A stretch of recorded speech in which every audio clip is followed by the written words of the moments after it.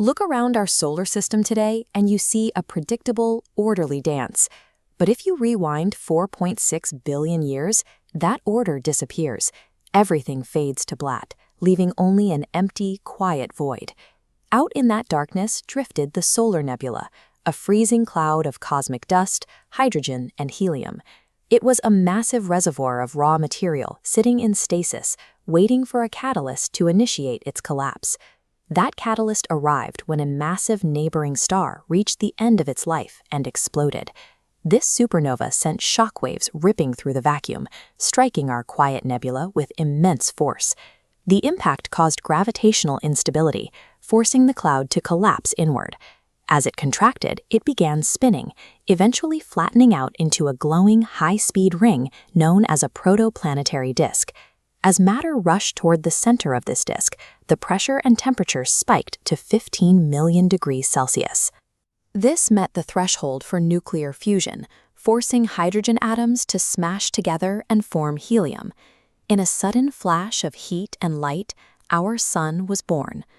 The newly born star was massive enough to consume 99.8% of all the dust and gas available in the entire disk. But the remaining 0.2% was the material destined to construct every planet, moon, and asteroid in our system. Within the swirling disk, a process called accretion began. Static and chemical forces caused microscopic dust particles to stick together, eventually clumping into pebbles, then boulders, and finally massive space rocks called planetesimals.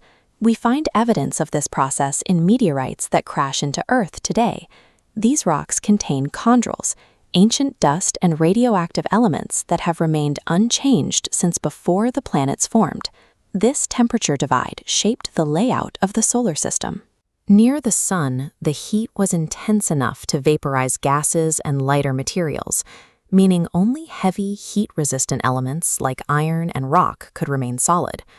Because rock and metal were the only materials that didn't vaporize in this red zone, they became the exclusive building blocks for the inner terrestrial planets: Mercury, Venus, Earth, and Mars.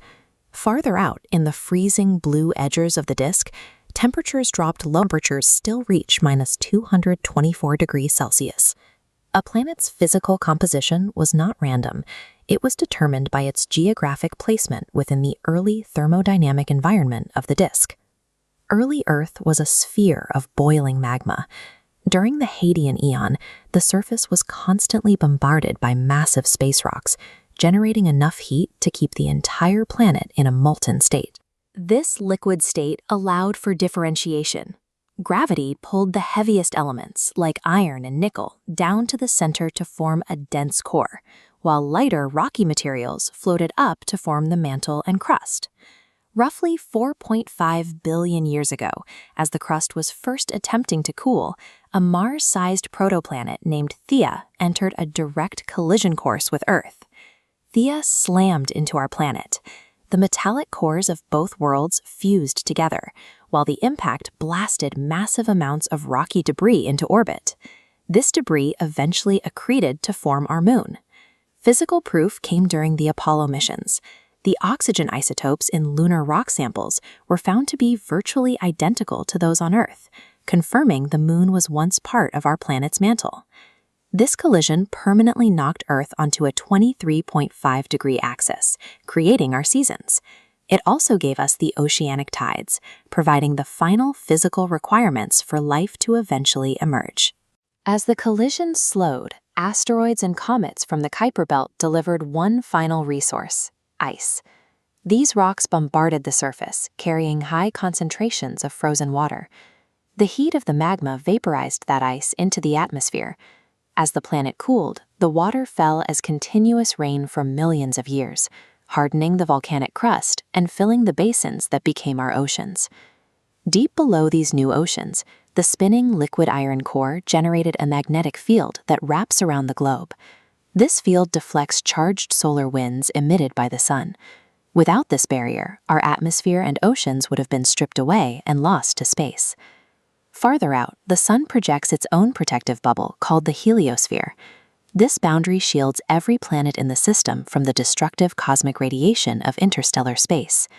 The modern Earth relies on this specific 4.6 billion year chronology.